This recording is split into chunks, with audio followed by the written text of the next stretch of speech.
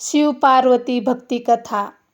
एकदा हिमालय पर्वतराजाच्या घरी पार्वती देवीचा जन्म झाला.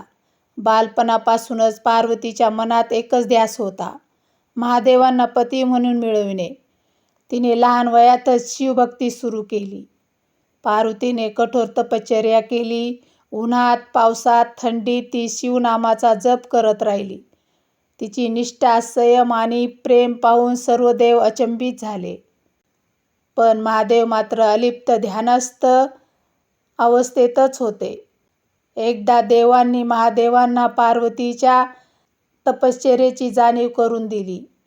तेव्हा शिवशंकरांनी पार्वतीची परीक्षा घ्यायचे ठरवले. ते वृद्ध ब्राह्मणाच्या रूपात तिच्या समोर आले आणि शिवाची निंदा करू लागले. पण पार्वती देवी डगमगली नाही. ती म्हणाली, महादेवच माझे सर्वस्व आहेत.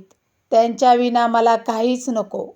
पार्वतीचे हे अढळ प्रेम पाहून शिव प्रकट झाले आणि तिला पत्नी म्हणून स्वीकारले.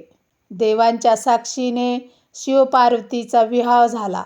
ही कथा शिकविते, खरे प्रेम, श्रद्धा आणि संयम असेल तर देवही प्रसन्न होतात.